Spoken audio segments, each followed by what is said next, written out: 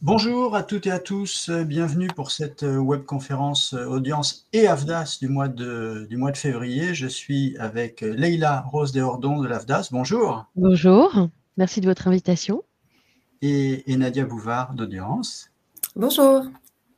Alors, nous allons parler aujourd'hui de la situation des violences et du harcèlement sexuel et sexiste en entreprise, et nous allons vous présenter, dans le cadre de la cellule qui a été mise en place, eh bien, les différentes possibilités que vous avez en entreprise pour faire face à ces situations. D'un point de vue technique, vous avez sur la droite de votre écran une petite zone où vous pouvez poser vos questions. On tâchera d'y répondre à l'issue de notre déroulé, donc qui va durer une petite demi-heure. Cette webconférence est enregistrée et vous pourrez retrouver le support sur le site internet d'audience. Voilà, vous savez tout. On va commencer avec un petit partage d'écran et je vais laisser la parole à Leïla et Nadia.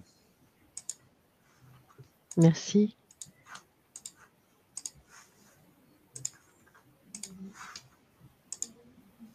Alors, est-ce qu'on est bon? Oui, On est bon. on est bon. À vous de jouer. Merci. Alors, Nadia, je démarre sur la partie AFDAS. Alors, donc, je vais vous présenter l'offre de service de l'AFDAS. Donc, l'AFDAS, qui est l'opérateur de compétences de la culture, des industries créatives, de la communication, presse, voilà, 31 branches professionnelles. Et donc, je vais vous présenter comment l'AFDAS peut vous permettre de prévenir et d'agir pour éviter les violences et harcèlements sexuels et sexistes en situation de travail. Donc, ça va vraiment être notre objectif. On va parler vraiment des éléments qui se passent dans les entreprises, des situations dans les entreprises et uniquement sur ce terrain. Alors, on a à l'AFDAS une offre de service qui est constituée de 3 axes. Un axe sensibilisé, un axe formé et un axe accompagné. L'objectif, c'est à travers ces 3 axes de nous adapter aux réalités du terrain, à la maturité de la structure par rapport à ces questions de VHSS. Alors, sensibiliser, l'objectif, c'est de vous permettre de découvrir les enjeux qui sont liés au VHSS. On se rend compte que parfois les structures n'ont pas forcément conscience de ce que revêtent les violences et harcèlements sexuels et sexistes. Donc, on met à votre disposition sur le site de l'AFDAS des teasers, en fait, qui sont des petites vidéos un peu drôles pour traiter le sujet, en tout cas aborder le sujet voilà, sous un angle un peu marrant, en tout cas pour se familiariser, commencer à se familiariser avec le sujet. On a également un outil très intéressant qui est une bibliothèque de ressources centralisée autour de la thématique des VHSS qui s'appelle Olesio et donc qui est accessible aussi sur le site de l'AFDAS sur la page dédiée donc à cette offre de service. Ensuite, on a un deuxième axe qui est l'axe formé. Il s'agit donc de comprendre et de permettre d'agir avec des méthodes et outils adaptés. Donc, il s'agit de parcours de formation. En l'occurrence, 4 parcours de formation sont à votre disposition. Ils sont accessibles sur l'ensemble du territoire. C'est une offre dite catalogue AFDAS qui a été sélectionnée par appel d'offres et on a retenu 10 prestataires, donc ils peuvent intervenir sur l'ensemble du territoire avec des modalités pédagogiques qui sont soit du présentiel, du distanciel ou du mix, c'est-à-dire les deux. Enfin, on a un troisième axe qui est l'axe accompagné, qui est un axe qui permet de penser une politique RH ou RSE en incluant la question des violences et harcèlements sexuels et sexistes dans sa structure. À l'AFDAS, on a les appuis conseils et vous avez 3 sortes d'appuis conseils qui peuvent traiter la question des VHSS, que sont l'appui conseil RH ou l'appui conseil égalité professionnelle ou encore enfin l'appui conseil RSE. Peut-être une petite précision sur cette offre de service qu'elle peut vous permettre. Elle peut permettre en tout cas à l'employeur de prévenir, d'agir en amont, d'éviter.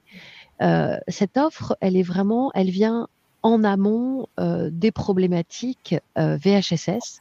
Vous verrez, grâce à la présentation de Nadia avec audience, que justement, vous avez la chance aussi de pouvoir ensuite, si les cas sont avérés ou il y avait besoin d'un accompagnement plus poussé, d'agir avec, je sais pas, un suivi psychologique et autres, vous avez une cellule, donc la cellule que vous présentera Nadia tout à l'heure. Nous, à l'AFDAS, on est en amont. L'objectif, c'est d'éviter que ça n'arrive dans la structure.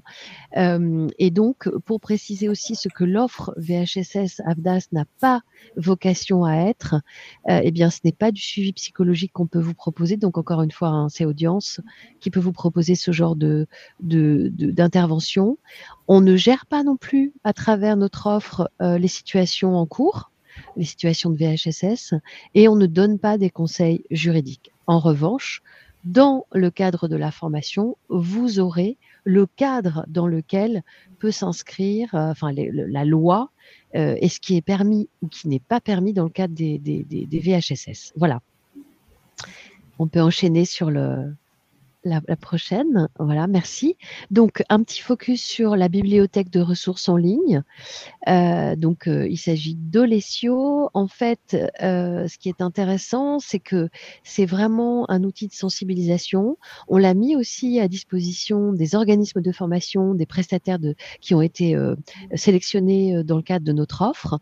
L'idée, c'est vraiment d'avoir une multitude de ressources, aussi bien des éléments de loi, des éléments textuels, des éléments de vidéo, des éléments audio. Vous avez des podcasts aussi qui vous sont proposés autour de la question des violences et harcèlements sexuels et sexistes. Donc, c'est une plateforme qui est dédiée. Les contenus sont tous issus d'éléments que l'on peut trouver en ligne gratuitement sur la toile. En revanche, il y a une curation qui a été faite avec Olesio et par nous à l'AFDAS, par les équipes de l'AFDAS. L'objectif, c'était vraiment de centraliser des contenus multimédia pour tous, donc encore une fois pour les entreprises, pour vous, employeurs, particuliers, organismes de formation, pour des partenaires institutionnels aussi s'ils le souhaitent. Et puis, c'est en accès libre. Vous pouvez consulter ces ressources à tout moment. Voilà, donc c'est vraiment pour aller plus loin et pouvoir trouver une mine d'informations très intéressantes autour de cette question des harcèlements sexuels et sexistes. On peut passer à la slide suivante. Alors là, je vous présente, pareil, un focus sur la partie, le deuxième axe, qui est l'axe formé. Donc, les 4 parcours. Alors, il y a beaucoup d'informations sur ce slide, je suis désolée, mais voilà, je voulais que vous ayez une vision globale de ce qu'on pouvait proposer. Je vous explique les caractéristiques donc de l'offre de formation. Alors, vous avez un parcours, un jour, qui dure 7 heures, qui est un parcours que vous allez retrouver, vous le voyez, on va dire dans la 3e colonne, jour 1, 7 heures, qui sont les fondamentaux en matière de VHSS et qui sont d'autant plus des fondamentaux qu'en fait, ils serviront de point de départ à l'ensemble des parcours. Donc, soit vous pouvez très bien ne faire que cette journée de formation. Et l'objectif du parcours, c'est d'acquérir une culture commune de la vigilance pour prévenir les VHSS. Ça s'adresse à toute personne, salarié, collaborateur, intermittent du spectacle, artiste, auteur, pigiste, bref, tous les ressortissants de l'AFDAS. Ensuite, vous avez un parcours de 2 jours qui donc dure 14 heures, qui a pour objectif de participer au déploiement des mesures de prévention et de lutte contre les VHSS au sein de sa structure. Vous avez donc le jour 1 qui sont les fondamentaux en matière de VHSS et qui permettent de se repérer, de se positionner dans sa structure, et la deuxième journée où on vous donne des outils pour contribuer au déploiement des mesures de prévention et de lutte contre les VHSS auprès, par exemple, de son équipe. Je pense notamment à des personnes qui sont encadrantes, responsables, managers, coordinateurs d'une équipe. L'idée, c'est vraiment de l'aider à pouvoir déployer les mesures et porter la bonne parole, on va dire, au sein de son équipe, de sa structure, voilà, autour des VHSS, encore une fois, dans la perspective de pouvoir éviter et lutter contre des situations. On a un parcours de 3 jours qui, lui, a pour objectif de concevoir et de mettre en œuvre sa stratégie de lutte contre les VHSS dans son organisation. Vous avez donc toujours cette première journée qui sont les fondamentaux. Une journée 2 qui a pour objectif de mettre en œuvre un plan d'action dans sa structure. Les équipes donc qui interviennent vont vous aider à penser un plan d'action adapté à votre contexte, à votre organisation. Et le troisième jour, qui d'ailleurs n'est pas forcément en continu, les jours, vous pouvez les agencer comme vous souhaitez, eh bien, a pour objectif d'évaluer les effets du plan d'action. C'est-à-dire qu'en général, je ne sais pas, quelques semaines après la journée 2, vous revenez et vous êtes outillé pour évaluer les effets de votre plan d'action, participer aussi avec les autres à réfléchir sur comment améliorer votre plan d'action au sein de votre structure. Voilà, donc il y a de l'échange de pratiques. C'est voilà, le contenu de cette journée 3. Enfin, on a un deuxième parcours 3 jours, donc toujours 21 heures, qui, lui, est vraiment destiné davantage à aider les structures pour lesquelles il n'y a pas forcément d'obligation, mais qui veulent se doter d'un référent. Nous, on a appelé ça ambassadeur au sein de la structure pour prévenir et lutter contre les VHSS. Donc, toujours cette journée de fondamentaux que vous retrouvez donc dans tous les parcours. Ensuite, une journée 2 qui permet d'identifier le périmètre de son intervention, savoir accueillir et traiter les cas de VHSS au sein de sa structure. Et puis, vous travaillez aussi sur votre posture, c'est vraiment l'objectif. Et enfin, déployer, diffuser dans sa structure les mesures de vigilance et de prévention contre les VHSS. Donc ça s'adresse aux personnes qui sont en charge de la mission VHSS au sein de la structure. C'était plutôt destiné, donc encore une fois, aux structures pour lesquelles il n'y a pas d'obligation. Donc les structures de moins de 50 salariés. Au-delà, en fait, ça ne passe pas par les fonds locaux, puisque les référents VHSS sont en obligation pour l'employeur. Et donc ça, vous devez le financer sur vos fonds propres. Voilà. Donc, je vous ai donné tous les éléments autour des 4 parcours de formation. Évidemment, si vous avez des questions, vous n'hésitez pas. À la fin de la présentation, on pourra répondre. Voilà, il me semble que j'ai terminé pour ma présentation. Et je laisse Nadia vous parler de comment la cellule audience soutient et lutte voilà, contre les VHSS. Merci.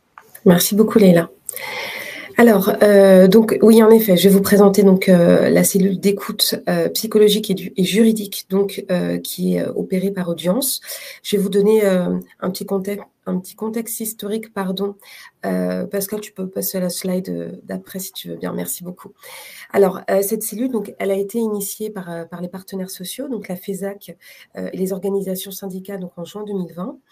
Elle a été soutenue par le ministère de la Culture et par ses centres nationaux, évidemment, le CNC, le CNM, etc., le CND. Et puis, la gestion donc, de cette cellule a été confiée à Audience. Cette cellule, elle s'adresse d'abord en 2020 au spectacle, donc sur le spectacle vivant et enregistré particulièrement. Et puis, elle a été élargie en 2021 au monde du jeu vidéo et plus récemment en 2022 aux arts visuels et aux artistes-auteurs. Donc, elle s'adresse tout particulièrement aux victimes, mais également aux témoins de situations de VHSS et également aux référents harcèlement, dont les missions ont été abordées par Leïla dans sa présentation. Cette cellule, donc, elle est évidemment gratuite et anonyme et tous les propos qui sont échangés durant les appels téléphoniques sont évidemment confidentiels. Alors, sur la cellule, je vais vous expliquer un petit peu le fonctionnement. Le fonctionnement, vous avez en fait une plateforme téléphonique, donc avec un numéro de téléphone que...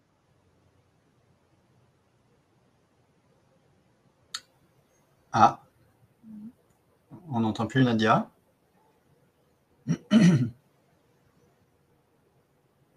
Leïla, tu nous entends, toi? Oui, je vous entends très bien et effectivement, on dirait que Nadia s'est envolée. Aïe. Alors, donc, je me permets de continuer en attendant qu'elle revienne. Oui, je peux peut-être en profiter pour répondre à Oui. quelques questions, si tu veux, Pascal. Ah ben, c'est pas mal, oui. Hein, je vois qu'il y avait pas mal de questions. Merci en tout cas de participer là pour vos différentes questions. Alors, il y a pas mal d'éléments autour de. Je n'ai pas abordé les questions financières, donc je réponds. Il y a des questions autour de combien coûte l'offre d'accompagnement pour les ressources humaines. Alors, en fait, je vous invite à vous rapprocher de votre conseiller emploi formation AFDAS, qui pourra répondre à l'ensemble de vos questions, sachant que les réponses sont individualisées puisque cela dépend du budget qui est disponible pour chacune des structures. En revanche, une petite précision que je n'ai pas dite, donc j'en profite, vous verrez que l'AFDAS est quand même extrêmement impliqué autour de ces questions-là et donc ces branches professionnelles, pour la plupart, ont souhaité faciliter la prise en charge de ces parcours de formation, catalogue, en tout cas ceux qui sont sélectionnés par l'AFDAS. Et donc, par exemple, pour les intermittents du spectacle, la prise en charge est de 100%. Il n'y a pas de délai de carence. Vous verrez également que pour plusieurs branches, il y a une aide, une facilitation avec de la prise en charge sur des fonds qui sont conventionnels, donc qui permettent de compléter le cas échéant si le budget de l'entreprise n'est pas suffisant. Ensuite, il y avait des questions autour de comment faire pour avoir accès. Ben, justement, vous avez l'ensemble. Voilà, donc je finis juste ma phrase, Nadia. Bon retour parmi nous. Merci. Si vous avez besoin donc de trouver les organismes de formation, tout est accessible sur la page internet de la AFDAS, la page VHSS de l'AFDAS. Vous avez accès vous pouvez trouver les organismes de formation qui font de l'intra ou de l'inter. J'ai vu qu'il y avait des questions dans ce sens. Donc, il suffit de contacter les structures de formation qui peuvent vous proposer soit de l'intra, soit de l'inter, et qui sont donc accessibles en fonction de votre lieu géographique. Vous pouvez les sélectionner de cette manière. Voilà, je répondrai à d'autres questions après. Je laisse la parole à Nadia. Merci. Alors, je suis navrée, j'ai dû avoir un incident technique. En tout cas, me voilà de retour et je vais reprendre avec donc la présentation opérationnelle de la cellule. Donc, je vous disais accessible avec un numéro de téléphone qui s'affiche ici, sur des horaires du lundi au vendredi de 9h à 13h et de 14h à 18h. Vous avez également une adresse mail qui est mise à disposition et un site internet, j'y reviendrai un petit peu plus tard. Alors, sur le fonctionnement, donc vous avez une plateforme téléphonique qui, alors je vais le répéter parce que je ne sais plus où est-ce que vous m'avez entendu ou pas, qui s'adresse donc aux victimes, aux témoins et aux référents harcèlement. Elle est prise en charge donc par des conseillères qui sont des expertes de l'accompagnement social et qui ont été évidemment préalablement formées aux situations de VHSS. Donc, elles ont pour objectif d'accueillir donc la parole et de pouvoir déterminer avec la personne qui les contacte comment est-ce qu'elle peut au mieux les aider en leur proposant donc soit un soutien psychologique avec l'une de nos psychologues cliniciennes ou un conseil juridique avec l'un de nos avocats spécialisés également sur les questions de VHSS. Donc sur l'accompagnement psychologique, il s'agit de pouvoir donner, disons, des clés pour pouvoir appréhender et surmonter donc une situation de VHSS, hein, évidemment. Voilà, pour apporter donc, disons, une première écoute et puis éventuellement orienter si il s'avère qu'un accompagnement sur le long terme est judicieux pour la personne. Et sur le conseil juridique, là, les enjeux sont premièrement de qualifier les faits pour que ce soit un petit peu plus clair peut-être dans l'esprit des personnes qui vont exposer la situation et évidemment d'amener, de proposer les éventuelles voies de recours possibles. Donc les avocats vont pouvoir donner les mesures pour pouvoir avoir accès à ces actions en justice et notamment intervenir sur des questions qui sont aujourd'hui des contraintes évidemment pour les procédures, notamment les contraintes financières. Donc ils vont aborder différentes choses comme l'aide juridictionnelle ou comme la protection juridique, éventuellement aussi des aides sociales qui peuvent être proposées par audience si le cas s'y prête évidemment. Donc voilà, ces échanges-là sont évidemment essentiels, permettent de se situer un petit peu sur la situation qui est vécue. Donc ça s'adresse de manière générale aux salariés permanents et aux intermittents et donc aux artistes-auteurs, bien sûr, du secteur de la culture. Alors, voilà, merci beaucoup. Alors, quelques chiffres peut-être, oui, pour vous situer un petit peu sur le fonctionnement de cette cellule depuis 2020. Donc, nous avons réalisé 429 entretiens, dont 65 demandes de rappel par mail, puisque, comme je vous le disais, nous avons des horaires d'ouverture pour la prise en charge en direct des appels. Mais bien évidemment, quand ce sont des appels qui sont effectués en dehors de ces horaires-là, nous invitons les personnes à nous envoyer un mail pour qu'on puisse les recontacter sur un créneau qui va les convenir. Sur ces appels, donc, nous avons 187 appelants qui relevaient de notre périmètre, donc sur la question des VHSS. Alors, la latitude, je vais vous l'expliquer dans la slide d'après, si tu veux bien, Pascal. Quoique non, elle n'est pas détaillée ici, donc je vais vous donner un petit peu les éléments. En fait, on a globalement à peu près 58% de personnes qui nous appellent et qui sont des victimes. On a à peu près 12% de personnes qui sont des témoins et qui essaient d'avoir des informations pour savoir comment agir en tant que témoin, notamment quand la victime ne souhaite pas nous contacter ou agir. Et puis, on a également des appels d'autres profils qu'on va réorienter en fonction de leur statut, dirons-nous.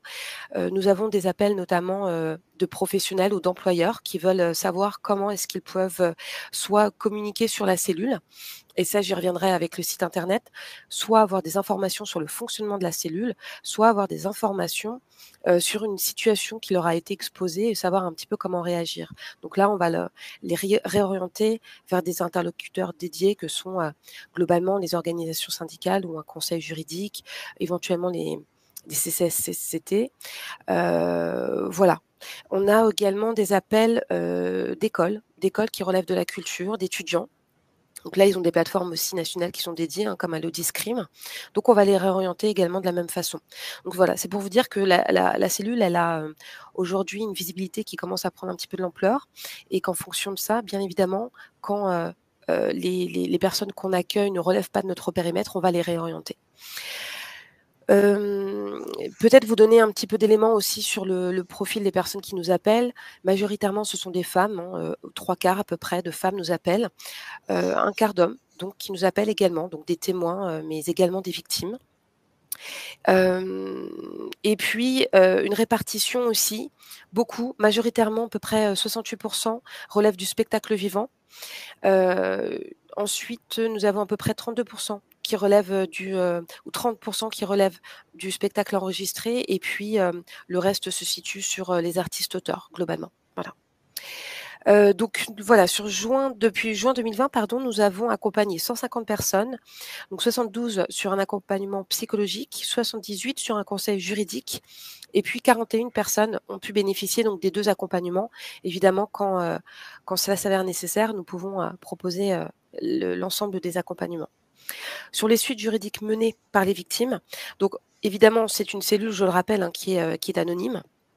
Donc on propose un suivi, on propose aux personnes de les recontacter pour pouvoir s'assurer qu'elles ont toutes les clés pour pouvoir gérer la situation qu'elles ont à affronter. Donc quand elles le souhaitent, on le fait. Et quand elles le souhaitent également, elles nous font des retours. Donc là, on a quelques retours ici qu'on peut vous apporter. Donc 9 victimes qui ont déposé des plaintes pénales, 2 mains courantes qui ont été déposées, une victime qui a entamé une procédure prud'homale, 6 victimes qui ont exprimé l'intention d'intenter une action et 2 mises en demeure qui ont été adressées aux employeurs. Voilà pour ce bilan chiffré. Alors, le site internet, oui, je l'ai abordé à plusieurs reprises. Donc, nous avons mis à disposition des professionnels, mais également des employeurs, des entreprises, un site internet qui se veut un petit peu centre ressources d'éléments qui sont des outils pour la lutte contre les VHSS. Donc, vous avez donc différents onglets. L'un qui s'adresse aux employeurs et qui va donner des clés pour savoir quels sont les interlocuteurs dédiés des employeurs, quels sont leurs devoirs en tant qu'employeurs, notamment par rapport à la prévention. Donc là, évidemment, vous allez retrouver l'intégralité des formations qui sont proposées par l'AFDAS pour répondre à ce devoir-là. Et puis, tout un tas de chartes qui ont été créées. Nous avons aussi des informations, notamment le livret blanc. Le collectif 50-50 a mis en œuvre tout un mode d'emploi en fait des outils qui sont à créer par les employeurs et de tout le rôle de prévention en fait qui est le leur pour pouvoir comment dirais-je, intervenir, mener une enquête interne, sanctionner. Voilà, vous allez y retrouver tout un tas d'outils dans cet onglet-là. Nous avons un onglet donc, qui s'adresse là plus particulièrement aux professionnels et qui vont leur permettre de pouvoir détailler les terminologies, de pouvoir se les approprier. Donc sur les VHSS, c'est vrai qu'il y en a beaucoup. Parfois, on a l'impression de toutes les maîtriser, mais pas forcément. Donc ici, on les détaille et puis on donne tout un tas de clés pour savoir qui est interpellé si une situation est vécue. Comment être aidé? Quels sont les interlocuteurs? Alors évidemment, la cellule en fait partie, mais pas que. Il y a aussi tout un monde associatif qui est très très présent et qui est sur le terrain pour aider à la prise en charge et qui sont d'ailleurs un parfait relais de la cellule pour travailler en fait ensemble. Et puis nous avons donc un onglet ressources par secteur qui là effectivement identifie tous ces interlocuteurs avec des coordonnées. Sur la slide d'après, donc vous verrez voilà, des exemples dont je vous parlais, donc sur l'annuaire des associations et sur des fiches outils qui sont mises à disposition. Qui suit un kit média qui a été mis à disposition pour pouvoir voilà, faire de l'affichage, communiquer, que ce soit par voie numérique, par mail, sur un site internet ou de l'affichage donc en présentiel pour pouvoir communiquer sur la cellule à destination des victimes et des témoins. Voilà, je pense que j'ai donné un maximum d'informations sur le fonctionnement de la cellule, je pense, mais on va pouvoir compléter en fonction des questions s'il y a lieu. Merci beaucoup à toutes les deux. Effectivement, on va se retrouver là dans 20 secondes pour répondre aux questions qui ont été posées sur le chat. Notre prochaine webconférence, ce sera le mois prochain, mercredi 15, et nous vous présenterons les services sociaux inter-entreprises d'audience, services spécifiques proposés par Audience, donc pour les entreprises. Rendez-vous le 15 mars prochain. Une conférence, une information et une communication sera faite évidemment sur Webikeo, sur Audience et sur les réseaux sociaux. Merci beaucoup pour votre attention. On bascule sur le chat.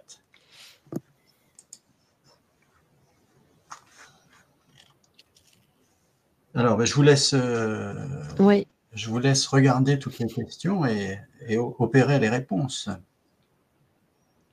Alors moi, je vois une question sur la question de la prise en charge des formations pour des cadres bénévoles dans une structure associative. Alors, si il s'agit de bénévoles, non, ils ne sont pas pris en charge, sauf dans le secteur du sport, où seuls les dirigeants bénévoles peuvent être pris en charge. Voilà, donc ça c'est les obligations, on va dire, la loi qui impose.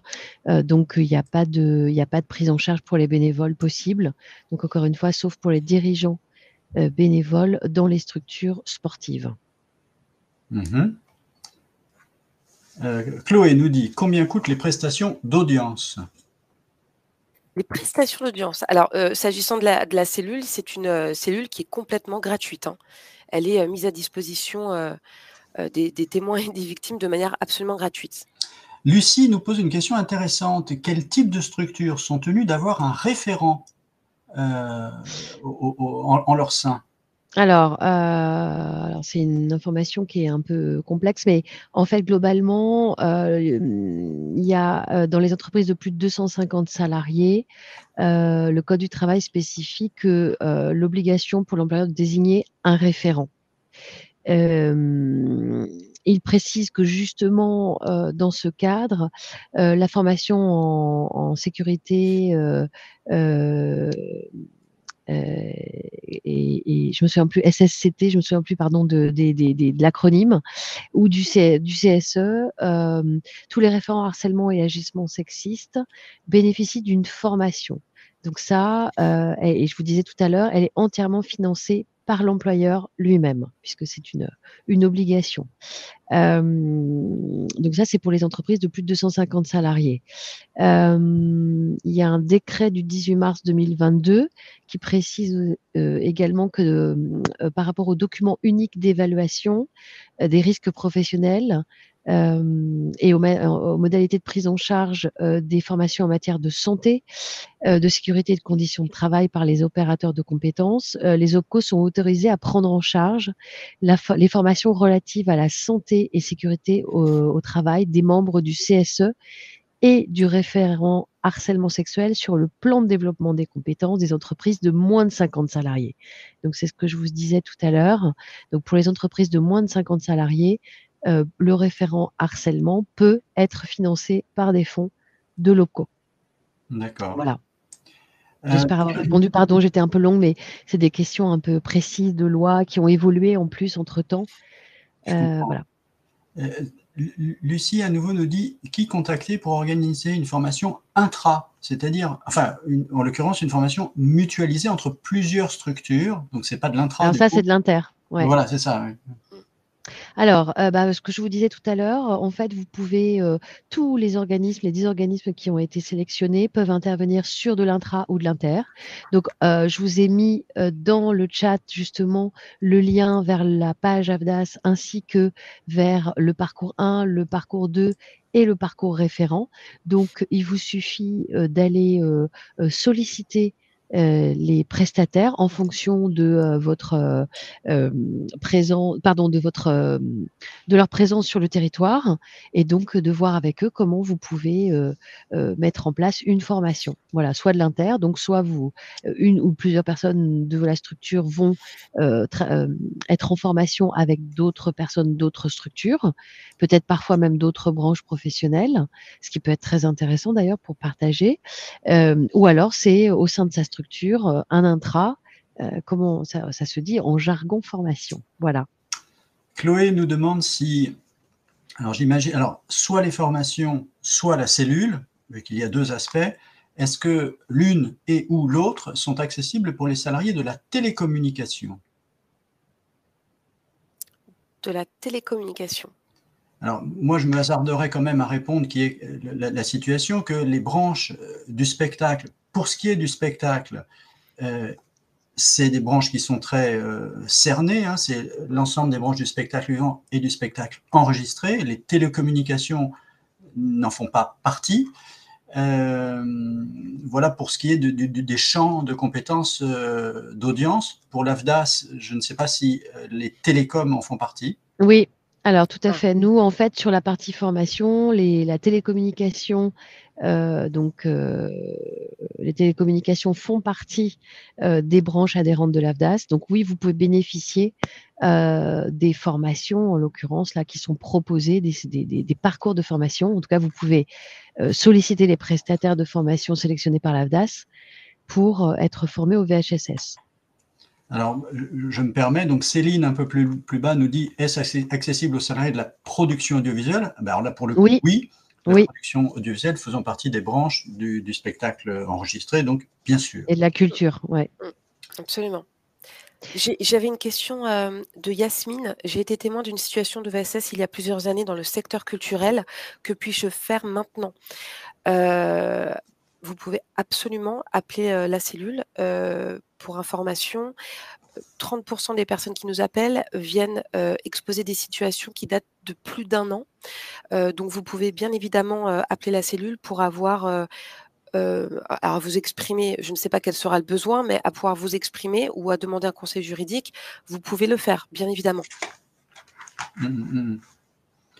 De même que Yasmine, je voyais, pardon Pascal, mais je voyais que vous posez des questions sur où trouver des ressources en tant que référente VHSS, RSE. J'imagine, alors VHSS et RSE, c'est pas pareil. Moi, je vais vous parler que des violences et harcèlements sexuels et sexistes. En l'occurrence, si vous êtes référente, je pense que vous avez dû être formée. Donc, vous pouvez peut-être poser des questions à l'organisme de formation qui vous a formé. Et puis, je parlais d'Olesio tout à l'heure. Vous avez aussi beaucoup d'informations qui sont proposées et des informations aussi textuelles, on va dire, ou qui renvoient vers le ministère de la Culture et autres, donc sur les éléments, on va dire, de loi constitutifs. Voilà. Et puis, il y avait une question, j'ai vu tout à l'heure, qui nous concernait tous, Pardon. c'était sur le replay.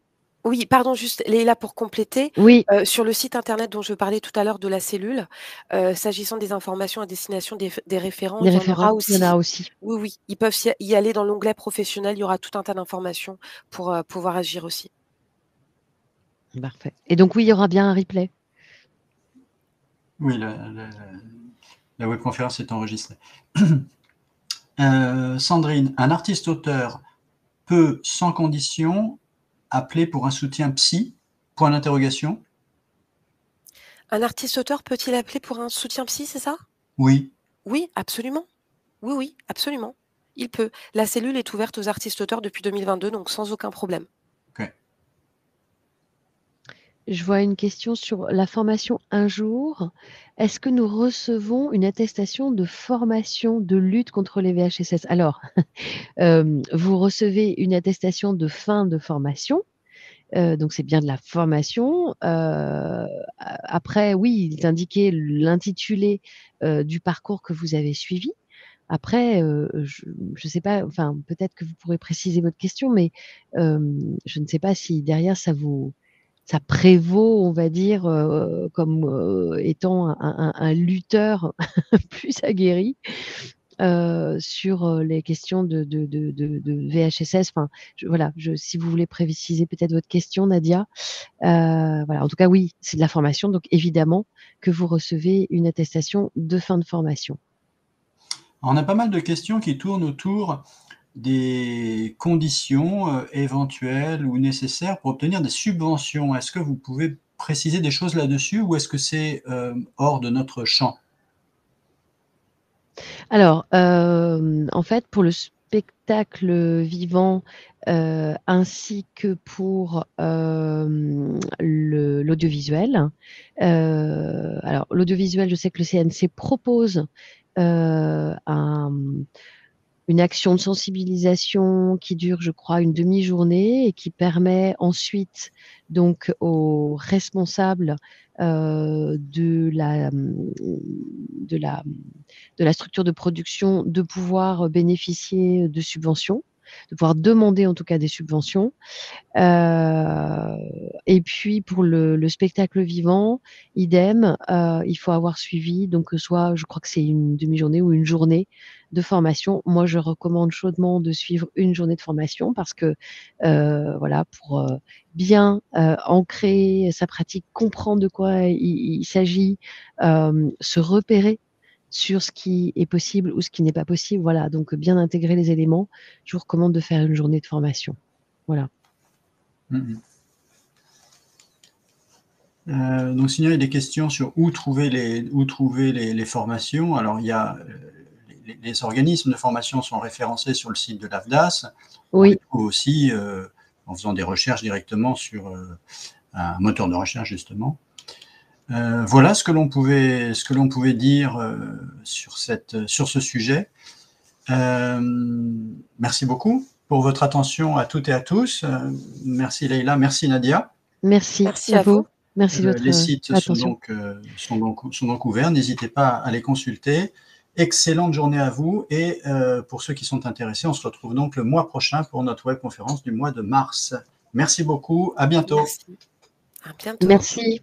Au revoir, bonne journée.